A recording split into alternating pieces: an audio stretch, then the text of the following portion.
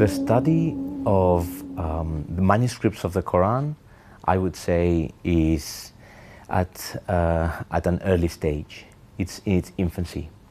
There is a boom of studies on it, but there is so much material out there. We don't even know how many manuscripts are there lying around. We know that there are libraries with hundreds, perhaps thousands of manuscripts, many of them of the Quran, which have not been even catalogued. One of these discoveries was made in the 1970s in the Great Mosque of Sana'a in the Yemen, where a group of builders were fixing a ceiling and the ceiling collapsed, and they found a variety of materials, written materials, which they took to the authorities. Now, part of this collection was one of these pieces that we call palimpsests. That is a piece of parchment, a piece of animal skin, which has been prepared for writing, has been written on with one text, and then later on, for whatever reason, has been erased and written on top. So we've got two layers. Now, we call one of these palimpsests the Sana'a palimpsest, and it's the object of our latest book in the Quranic study series.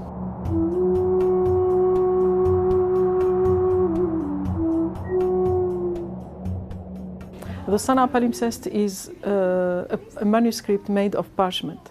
This parchment has been palimpsested, that means has been washed, very probably, rather than scratched, and another text has been written upon the erased script. So in the case of the Sana'a palimpsest, both layers of text are Qur'an. The difference in time between the lower layer and the upper layer, both of them being Quranic, is very short. Perhaps 50 years, perhaps 100 years, but not more than that. The book consists on the addition of both layers of text, the lower text and the upper text. Both are passages of the Qur'an, and they are dated by the expert to the 7th century for the lower text and 8th century for the upper text. The main objective of this work is to understand for which use each layer of text has been written. Why people in the 7th century wrote Qur'an fragments, and then they erased them and they wrote upon the erasure another Qur'an. So the question is why and when and how they did it. These more recent discoveries in the study of Quranic manuscripts, especially the very, very early ones, they contain a number of textual layers and indicators to the context out of which they arose, which would actually help us reconstruct historically the process of Quranic composition and redaction over time in a particular historical setting. In this way, they would supplement material that we know from later literary sources. And one very interesting thing, given the atmosphere of historiographic skepticism, is that some of this manuscript material, these material sources, actually then confirm quite a lot of what occurs in later literary sources as well. And this goes really against a prevalent mood of skepticism towards Arabic sources in general.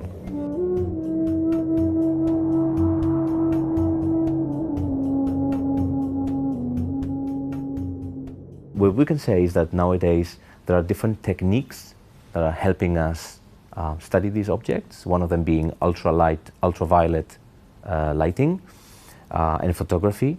Photoshop as well has developed a lot. The other technique that has also been used to date these manuscripts, these objects, is radiocarbon 14. Now, for this you need to cut a little corner of the object, which in itself is slightly problematic if you want. and put it under the test. Now, radiocarbon 14 does not give you an exact year, it gives you a range of dates, but nevertheless, the tests that have been carried out on the Sana'a Palimpsest throw a very, very early date. So we're talking about the first generations of Muslims who have produced these texts.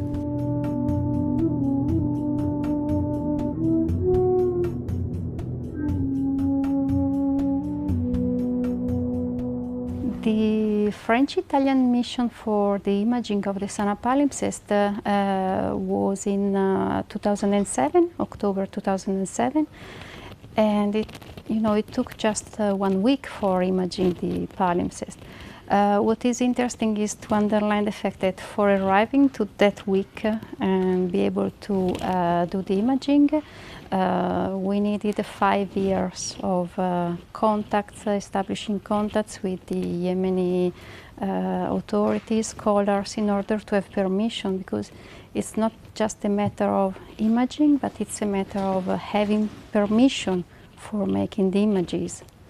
The other important aspect in the French-Italian project is the fact that for the first time they used a special imaging, so they applied ultraviolet lights in order to enhance the lower text and try to make it more visible, more legible.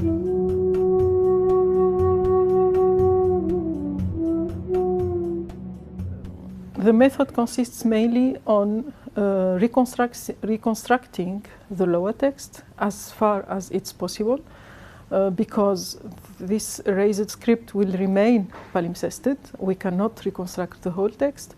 And after the reconstruction, the second objective is to edit the text with filling the missing parts.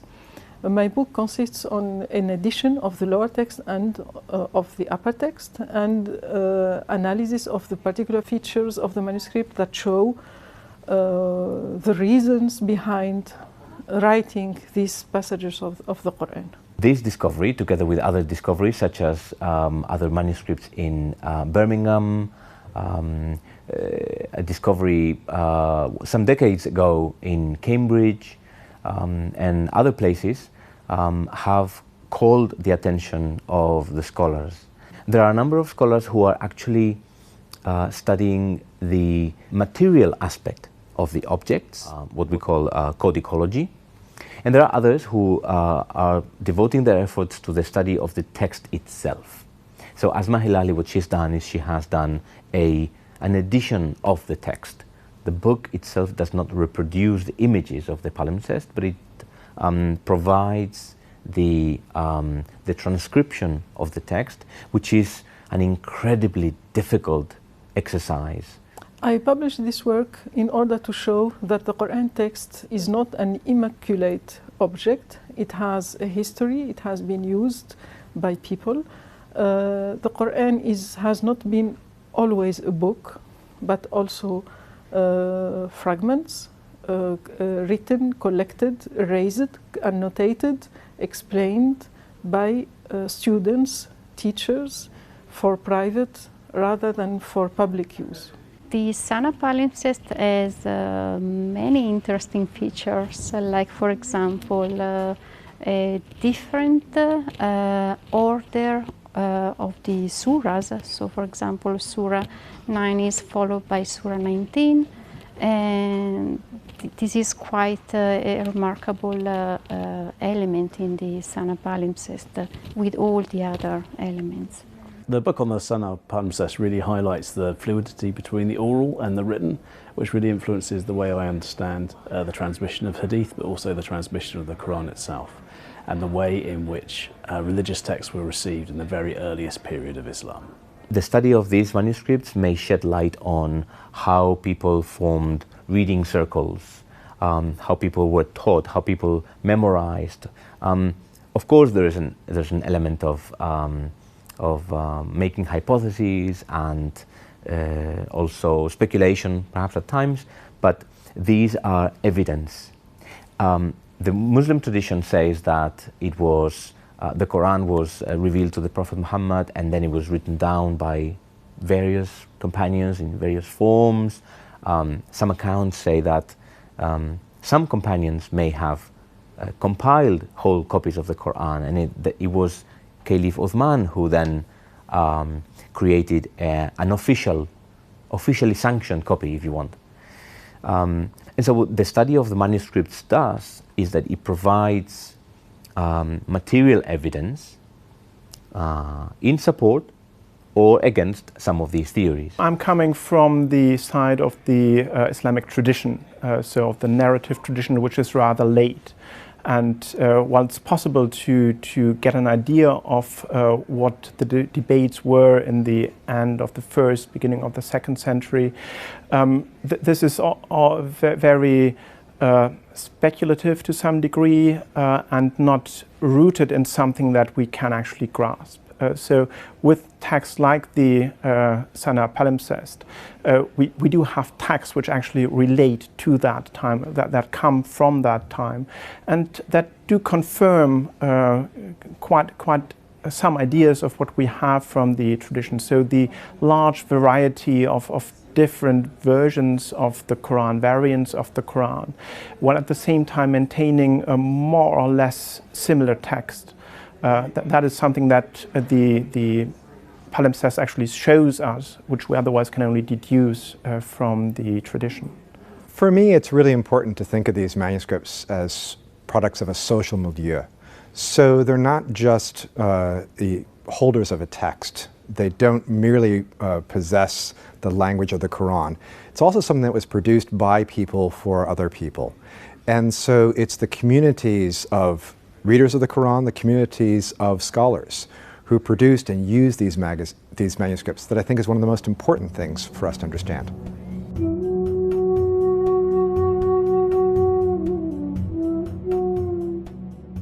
The Quranic study series that the Institute of Ismaili Studies publishes has produced 17 books, and this is the 17th volume.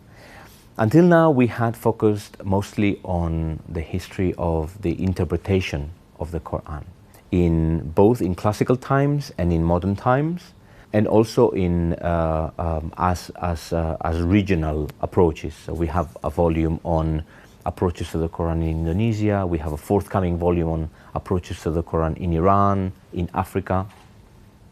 So we have been focusing on the reception side of the Quran.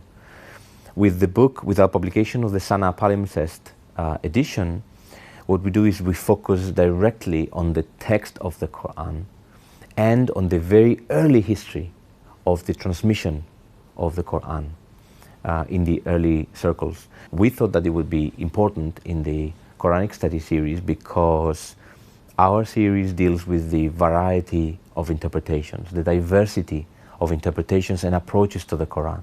So in focusing on one of the very earliest manuscripts of the Quran that we know, we thought that this would also allow the readership to look at the variety of approaches that Muslims and others have had with regards to the text itself, and not necessarily with its interpretation.